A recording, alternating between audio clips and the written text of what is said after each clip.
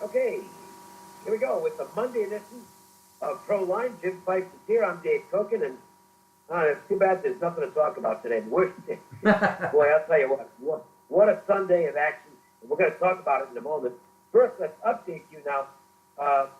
Jim, I'm going to mention that this is the first time I've done this all year, because I usually put out just one college football game on Sunday night.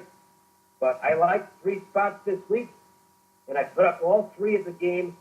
They're available right now at jimfeist.com. And again, I have not lost one of these all season long. Barely got there this past weekend with Texas San Antonio, but the bottom line is they got there against UTEP, and these are still perfect on the season. There's 3 early college plays at the website right now, and I expect all 3 to win. I really do. Now you've got an inner circle insider going tonight on the Monday Night Football game, plus an early college inner circle play as well. That's right, Dave, and you got to remember too that even though we'll talk about it again tomorrow, the game 6 of baseball coming up with Verlander against Hill. The line has already moved from Hill being the favorite to Verlander a small favorite, and that was the most exciting World Series game I've ever seen. But my plays are up there. Inner Circle going tonight. I'm really excited about that. Early college release. Actually, it's unbelievable. I'm really excited about that one too. You want to get involved with this stuff. Dave has been red hot. I've been doing very well. Hank's horses. Hank gave out 4 races, and he won all 4 of them, and the exactas in all 4 of them, and the pick 4 and the pick 3. Okay. And this week is the Breeders' Cup. So, you want to get involved in that as well. So let's discuss that incredible Game 5 that we saw. Most entertaining game of the entire year. It was amazing. Outside of a game where I had a fan rooting interest, and I'm not talking about a game that I bet on. I'm talking about a fan rooting interest, and I am a big Red Sox fan. So I guess Game 4 of the 2004 ALCS against the Yankees will always be my personal favorite. But from just a baseball fan standpoint, that's the most incredible game I've ever seen, and I doubt it will ever be topped. It's unbelievable. It was unbelievable, the back and forth last night. And the funny thing is, it doesn't start off at all like that. I mean, it's 3-0 in the first inning. Kershaw's on the mound, and I'm sitting there, and I was in the car at the time, and I'm thinking to myself, oh, boy, I hope the Monday Night Football game is good, because this looks like it's over already. Yeah, well, I guess it wasn't. And it went about 5 hours, and I'm sorry it didn't go another hour. Yeah, there was this was one of the things on the East Coast. I mean, they had to be going crazy. I mean, people going to bed late, but nobody could go to sleep. Well, this thing was absolutely incredible. It was one bomb after another, and it's just absolutely incredible. I've never seen anything like it. And the comebacks, wow. The one thing to discuss, I know both managers, when you've got this many moves to make, I know the managers have both been criticized. But one thing you got to factor in, when you have to make this many moves, you're probably going to get some of them wrong. And Dave Roberts has gotten some of them wrong in this series. Hitch got one wrong in Game 4. He never should have brought Ken Giles in, and he learned his lesson on that one. But I thought Dave Roberts made a couple of mistakes last night, and unfortunately, they bit him. I thought the bunt in the 7th inning with a runner on second and nobody out, giving away an out in a game where runs were not at a premium. You just don't do that. I mean, to give away an out to try and get one run in the 7th inning, the way it was 7-7 at the time, that was really bad. And I tweeted this when Brandon Morrow was brought in.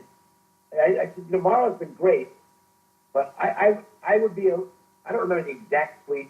You can check my timeline and you'll find it. I have my doubts about, I have my concerns about Morrow here. He's not used to pitch. He's never pitched 3 games in 3 days in his life. The former starting pitcher, he's had injury issues. and I had a feeling he was going to get lit up, and he did 6 pitches and 3 runs. That was not good. Yeah, Roberts had said he wasn't going to play him, and but Morrow went to him and said, I'm ready, I can go in," and he obviously was wrong. Yeah, you can't go by what the player tells you. No. You have to be smart in that. Well, even Giles went to Hinch and said he was ready too, and Hinch got enough criticism where he knew he was wrong bringing him in the other day. I honestly think if the game had kept going, I honestly think he might have gone to Verlander before he would have gone to. And I'm serious. I don't think there was any chance Giles was going to get in that game. Anyway, I can't wait for Game 6. This isn't over. Okay, I mean it's 3-2, and Verlander's going, but the Dodgers at home entirely capable of winning the last 2 games. And from a fan standpoint, I hope there is a Game 7 because this could be the best series of all time. Even let's talk a little bit about that. I mean, Hill, that was another mistake I thought that Roberts made in Game 2 when Hill was pitching. It was. And why the hell did he take him out? I mean, whoever told him that they can't go through the rotation 3 times? I mean, the guy he was pitching great, and that was unbelievable that he did that. So Roberts has made a lot of mistakes. But it set everything in motion. Look, I know they didn't want him to go through the lineup 3 times, but you know what? The guy was so sharp. I think you got to let him go another inning or 2. And well, hindsight's 20/20. But that might be the one that comes back to haunt them in this series because it really did set everything in motion as far as their bullpen issues.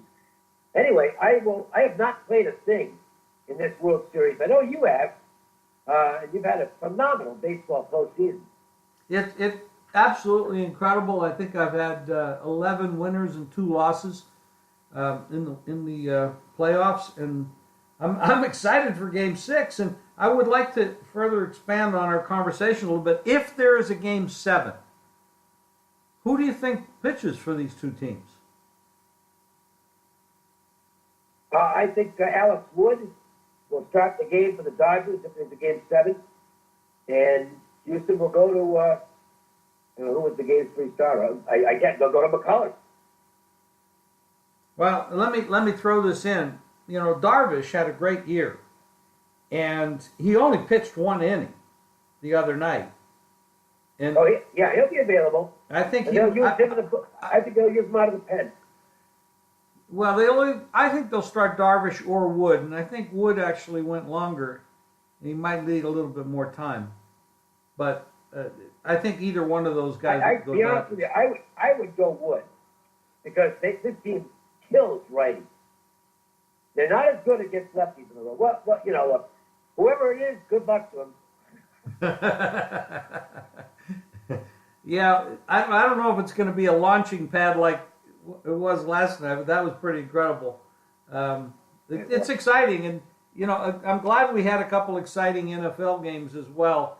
But that Seattle, I was talking about this a little bit, and I don't want to get off track. I know you have a thing, but there are some pretty good young quarterbacks that are really looking sharp, and we were worried, because of the older quarterbacks falling off the map, getting hurt, getting old, retiring, et cetera, that we wouldn't have quality quarterbacks. But when you're talking about Wentz and Prescott and Watson, you got some, and Goff. I mean, you got some guys that are playing pretty well. They're young, they're in their 20s, and they're doing incredibly well.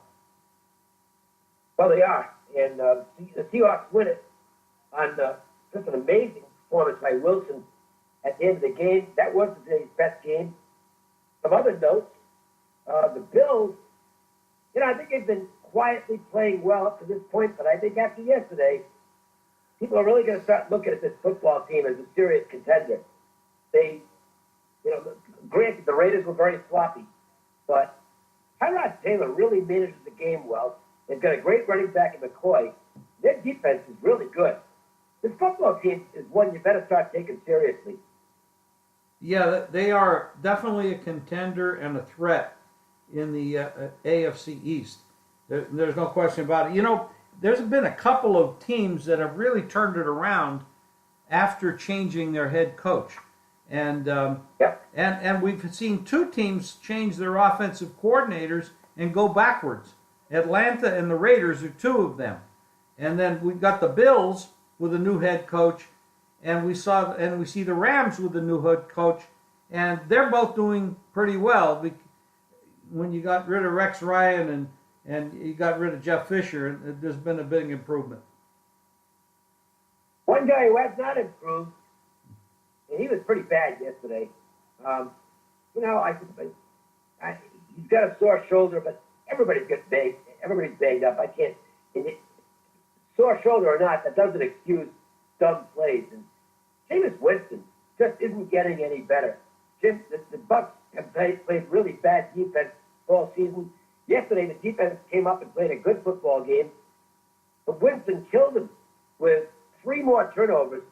The fumble was really awful. The Bucs are a big disappointment. Yeah, they are. But, when you go back to his college days, and I followed him pretty closely in college, he was a turnover machine in college. Yeah. And I don't know that when you have bad habits like that, it's got to be coached out of you. And he's still doing what he did a couple of years ago in college. So obviously he's not getting the coaching that he needs to change the bad habits that he has. And I'm a little worried about, not worried about it, but I'd have to say I got a negative expectation for his career unless something drastically changes. I would agree with that. Hey, from a betting standpoint, we had guys who are adept at reading line movement and anticipating things put themselves in position to win a lot of money yesterday, and did so because 2 games ended up right in the middle. The Falcons and Jets and the Bears and Saints. We talk about this all the time, the value of getting involved early and not waiting the last minute to bet. If you're sharp in terms of reading the market, you don't even have to have an opinion on the game. If you just can anticipate where the market's going to go, you put yourself in a great position yesterday and got paid in a huge way on the Falcons, Jets, and Bears Saints. Yeah, that's absolutely true. I'd like to something that happened, and I'm following the news this morning. There was a devastating injury yesterday to Zach Miller, and he's in surgery right now, and they're trying to save his leg. It's that serious that he might actually lose it. I saw that injury. I don't know if you saw it, Dave. Yeah. That was hard to watch. A leg is just not supposed to bend like that, and obviously it was devastating to his whole circulatory system. I don't know if they're going to save his leg or not. I'm sure he'll never be the same. But the prayers go out to him, and that they can do that. They can save his leg, and he has a complete recovery, so he can go on with his life. I'm not going to project that he's ever going to play football again, but that's not important. No, it sure isn't. All right, another thing we saw yesterday, and this is the first time we've seen it this season. It won't be the last. Weather. Weather can be really big, and the Falcons-Jets game was a great example of it. I played the Jets yesterday, and obviously got the win on the game. They managed to blow it themselves with special teams mistakes, but the Jets were a great bet yesterday for one reason. Well, 2 reasons. One, the line has gone up because bettors were all over the Falcons, but you had a dome team playing in bad weather yesterday, and it absolutely had a huge impact on that game. Matt Ryan fumbled the ball away twice on snaps. He fumbled it 2 other times, and they happened to recover. But that was the biggest key in yesterday's game, was a team that is not at all used to bad weather because they play indoors, playing in really rough conditions yesterday. And as we get into the cold weather now that's approaching, as November arrives, this will become more of a factor. It's something you need to pay attention to every week. Absolutely no question about it. It's unusual to see somebody mismanage snaps as much as Ryan did yesterday. But, I'd like to say something positive about the Jets. They're playing hard, And remember, we were projecting that they wouldn't win any games this year, and they've done better than that. And they should have beat Miami the week before, but McCown made a very bad interception with almost no time left. But they are playing better than expected, and McCown has played better than expected. And they fight every week. They put up a good fight yesterday, but they really don't have much talent, but they do try hard. But as far as Atlanta is concerned, the weather is one of their problems, but they haven't been able to get out of their own way all year. You talk about a Super Bowl hangover, Super Bowl loser hangover. This is like the personification of that. They have just been absolute, and I think they're on the road again this coming week, which is, I think, 3 straight weeks on the road. Not a great situation for them, for sure. No. All right. Going to take a look at tonight's game. In terms of line movement, there's been very little for the most part. It's been 7 or 7.5. It's been one of those games where when it goes to 7.5, the Sharps by the Broncos, and the public's more in line with the Chiefs at -7. So it's not a game where you're going to win based on value of the number. You're going to have to pick the winner in this game and hope you've got the right side. Yeah, there's one particular shop that's at 7.5, and that is a shop that caters to favorite players. There's a lot of favorite players go there. I won't mention them. You know who it is, and and they're always higher than anybody else. But the sharpest shops, you're basically looking at a solid 7. So that's probably, the basic thing is that the 7, I don't think you're going to see much change on that. That's a line. That's a number people don't come off of very often. This is a huge AFC West game. Now I know Denver and Simeon have not played well the last couple games. They've been shut down, and I know Kansas City was talked about a couple of weeks ago as being the best team in football. I don't know that that's the truth, but they had played very well, and they're coming off a couple losses as well. This is a big bounce back game for both teams, and since it is a division game, it is extremely important for these teams to come and play well. I'm looking for a very physical, hard-fought game here.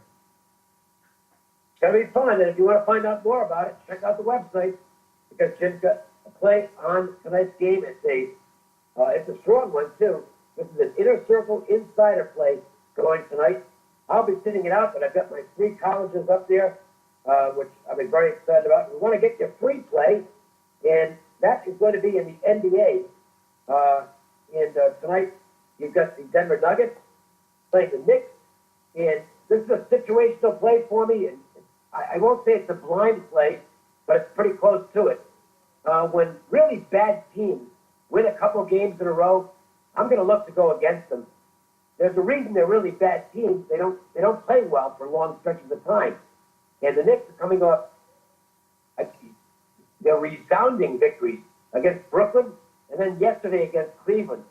The starting lineup was phenomenal for the Knicks in yesterday's game.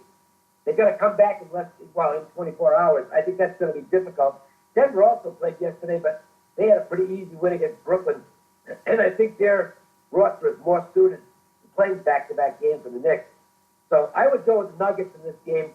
Denver minus the points for free play for the day here on the podcast. And again, we're enjoying this action as much as you guys from a fan standpoint and from a betting standpoint. So make sure and check in again tomorrow. We will talk more, and we'll definitely focus on Game 6 of the World Series for the Tuesday podcast. Thank you, Dave. All right. Very good. How's everything?